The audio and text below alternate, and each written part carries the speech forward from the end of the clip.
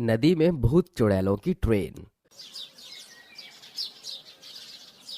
बहुत तेजी से ट्रेन आ रही है। चारों तरफ कोहरा ही कोहरा होता है। खिड़कियों के बाहर से कुछ भी दिखाई ही नहीं देता। तभी ट्रेन की बहुत तेज सीटी की आवाज आती है और ट्रेन एक प्लेटफॉर्म पर रुकती है। हाँ, भगवान का शुक्र है कि ये ट्रेन किसी प्लेटफॉर्म पर तो रुकी। बहुत जोरों से भूख लगी थी। अब कुछ खाने के लिए ले आता हूँ। राजीव जिंदगी में पहली बार ट्रेन का सफर कर रहा था। वो प्लेटफॉर्म पर दुकानों के पास जाता है और अपने खाने पीने की कुछ चीज खरीद लेता है। अब ये सब मैं ट्रेन के अंदर जाकर आराम से खाऊंगा।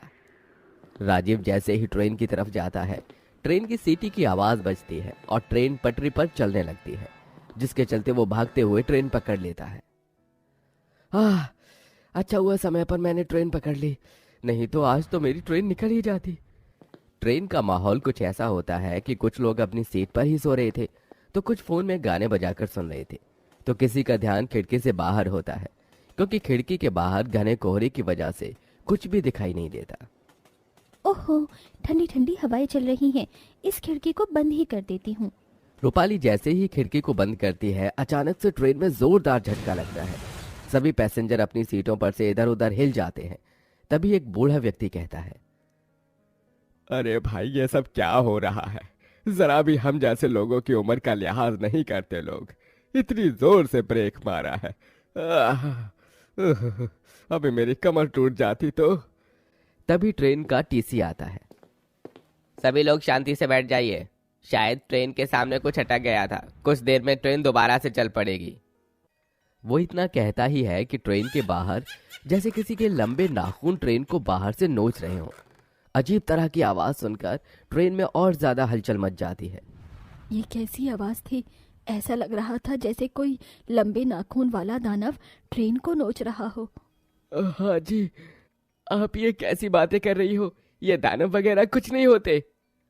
अरे भाई साहब, ट्रेन को चलने में और कितना समय लगेगा? हाँ, बस चलती ही होगी। टीसी के चेहरे पर पसीने साफ दिखाई दे रहे थे। वो घबराकर ड्राइवर कंपार्टमेंट की तरफ जाने लगा।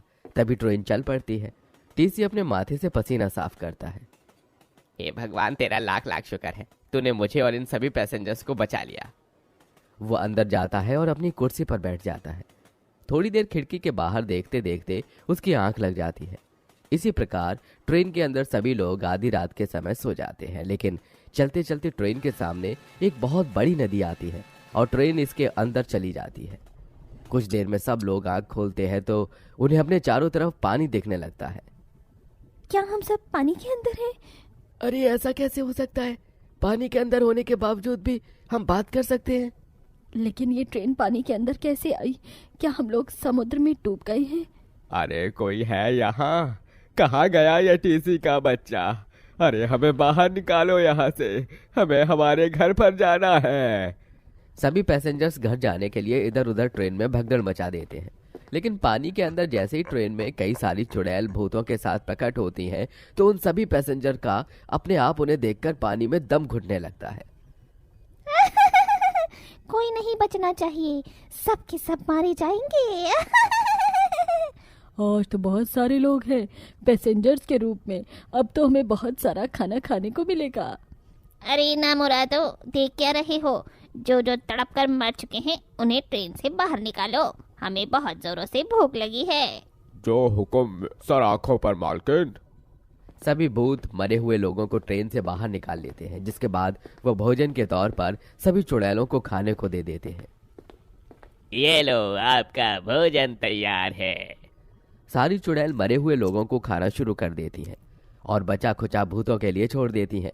वो सभी भूत जैसे सभी चुड़ैलों की खिदमत करने के लिए उनके नौकर को उन चुड़ैलों की हर एक बात उन्हें माननी ही पड़ती थी। भूत होने के बाद भी हम गुलामी कर रहे हैं। इन चुड़ैलों की ऐसी कब तक चलता रहेगा? अपना मुंह बंद कर। इन चुड़ैलों की वजह से हमें रोजाना पेट भरकर खाना मिल जाता है, और क्या ही चाहिए हमें। उस नदी में भूत और चुड़ैलों का वास था। कोई भी ट्रेन अगर इधर से उधर गुजरा करती थी तो वो सीधा भूतिया नदी में जाकर उतरती थी, जहाँ की चुड़ैल उन सभी भूतों को हुक्म दे दिया करती थी और सभी भूत चुड़ैलों की बातें मानकर मरे हुए लोगों को खाने की तरह चुड़ैलों के आगे परोस देते थे। क्यों कर 2 दिन से कोई ट्रेन नहीं आई है। क्या यहाँ आज कोई ट्रेन आएगी या नहीं? आएगी आएगी, आज एक ट्रेन जरूर आएगी। जैसा ही वो कहता है उसी समय उसे संकेत मिल जाता है। उसके बाकी के भूत ट्रेन को नदी में उतार कर ले आते हैं। फिर सभी भूत मरे हुए पैसेंजर्स को चुड़ैलों के सामने पहुंचाते हैं। चुड़ैल जितना खाती है खा लेती है और बाकी बचा भूतों को दे देती है। इसी के चलते हर जगह ट्रेन गायब होने की खबर फैल जाती है। ये खबर एक खोई हुई चीज की तलाश करने वाली टीम को मिल जाती है। आज तक ऐसा हुआ ही नहीं कि हमने कुछ ढूंढा हो और हमें न मिला हो। हम इन खोई खोई ट्रेन की खबर भी ले लेंगे। आई होप कि तुम सभी लोग वापस आ जाओ, क्योंकि जो भी ट्रेन की तलाश करने निकले हैं वो वापस नहीं लौटे। ऑफिसर, बस आप हमारी टीम पर भरोसा रखिए। श्याम और अपनी टीम के साथ ट्रेन में सफर करने के लिए बैठ जाता है। श्याम भैया, मैं लोकेशन ट्रेस कर दी है। वो जगह हॉरिबल है क्या? ये तो वहां पहुंचने के बाद ही पता चलेगा। सर, श्याम सर, लगता है टीना पहले ही डर गई। ओ जस्ट शट अप, मुझे डर नहीं लगता। तभी ट्रेन को एक जोरदार झटका लगता है और वो अपने आप चलने लगती है। ये झटका कैसा था? लगता है हम अपनी मंजिल के बहुत करीब हैं। कुछ ही देर में ट्रेन नदी के अंदर चली जाती है। नदी के अंदर भूत और चुड़ैल देखने से पहले ही श्याम की टीम और श्याम एक दूसरे से बात कर रहे होते हैं। लेकिन जैसे ही उन्हें भूत और चुड़ैल दिखाई देते हैं, पानी में उनका दम घुटने लगता है। लेकिन तभी वो ऑक्सीजन मास्क पहन लेते हैं, जिससे उन्हें सांस लेने में दिक्कत नहीं होती। लगता है कुछ लोग यहाँ पूरी प्लानिंग के साथ आए हैं। तुम भूत यहाँ खड़े हुए हमारा मुंह क्या देख रहे हो? जाओ इन लोगों को मार दो। हम यहाँ तुम्हारे इस काम में दखल अंदाजी देने नहीं आए।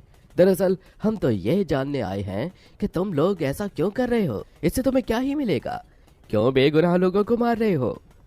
इन्हें मारेंगे तभी तो हमें खाने को मिलेगा। अपनी भूख प्यास मिटाने के लिए हम ट्रेन पर कब्जा करते हैं और नदी में ट्रेन को लाने के बाद सभी पैसेंजर्स को खा जाते हैं। क्या तुम लोग ट्रेन द्वारा मारे गए थे? कुछ नहीं है इस नदी में, चुड़ैल उसका पहले से ही वास है और इन चुड़ैलों ने हमारी भूख मिटाने के लिए हमें अपने पास काम पर रखा है। बहुत हो गई वार्तालाप, देख क्या रहे हो? मार दो इन लोगों को। जैसे ही सभी भूत श्याम और उसकी टीम को हाथ लगाते हैं, उन्हें नदी के अंदर ही पानी में एक जोरदार झटका लगता है। तुम हमारा बाल भी पाकर नहीं कर सकते, लेकिन मैं तुम्हें एक आखिरी वार्निंग दे रहा हूँ। यहाँ से हमेशा हमेशा के लिए चले जाओ, क्योंकि लोगों को मारने का अधिकार तुम्हें नहीं है। अभी चुड़ैल जोर जोर से हंसने लगती हैं और अपनी शक्तियों का इस्तेमाल करके श्याम के ऊपर वार करती हैं। लेकिन श्याम ने पहले से ही बहुत शक्तिशाली लॉकेट पहना था, जिसके चलते उस पर चुड़ैलों की कोई भी शक्ति का प्रभाव नहीं पड़ता। तभी श्याम एक मंत्र का जाप शुरू करता है। नमो नमो नमो नमो हरि, नमो नमो नमो नमो हरि, ओम ह्रीं क्लीं चामुंडाय विच्चे नमः, भूतों का नाश हो, चुड़ैल खत्म हो। श्याम के इस मंत्र से उस नदी के अंदर जितने भी भूत और चुड़ैल होते हैं, उनकी आत्मा तड़पते हुए फड़फड़ाने लगती है। देखते ही देखते पानी के अंदर ही सभी चुड़ैल और भूतों की आत्मा भस्म हो जाती है।